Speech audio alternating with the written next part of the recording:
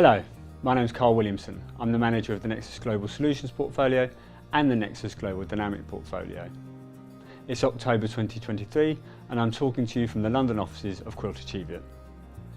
The DBP share class of Nexus Global Solutions was down 0.3% in September, which took the return for the third quarter to essentially flat. The Nexus Global Dynamic Portfolio was down 1% over both September and the third quarter. A growing feeling that a higher for longer interest rate environment was setting in weighed on both stocks and bonds during the quarter. However, the sharp fall in sterling during the period offset some of these losses for a UK investor. In addition, domestic bonds and equities outperformed global peers.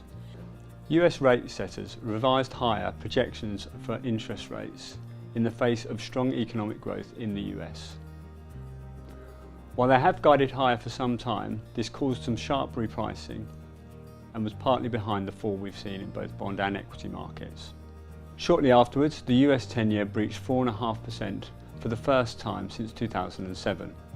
Elsewhere, the Bank of England and the ECB both gave indications that they were closing in to the end of their respective interest rate hiking cycles. The oil price rose sharply in the third quarter, with Brent up 26% to $96, the highest level seen since November 2022. Heading into winter, attention will grow on natural gas and energy prices. From an investment perspective, we will be monitoring these closely for their impact on inflation. UK and Eurozone economies are starting to feel the impact of higher rates. However, at the moment, the US remains somewhat of an outlier.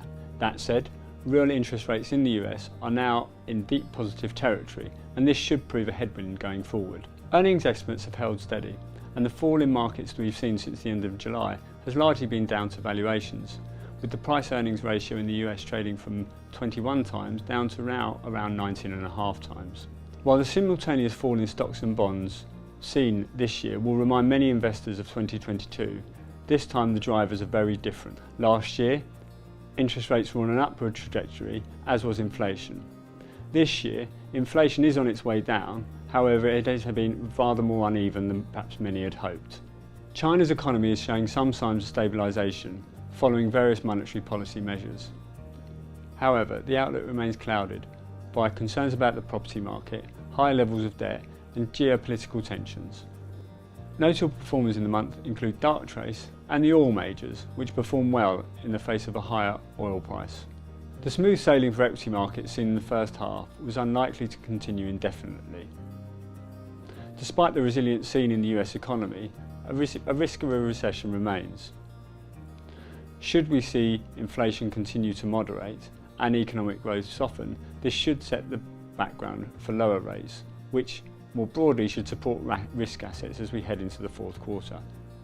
Overall, stocks are not expensive, with long-term valuations broadly in line with current valuations. In addition, bonds look increasingly good value, with yields not seen for many years. It's been my pleasure to speak to you. I look forward to speaking to you next month.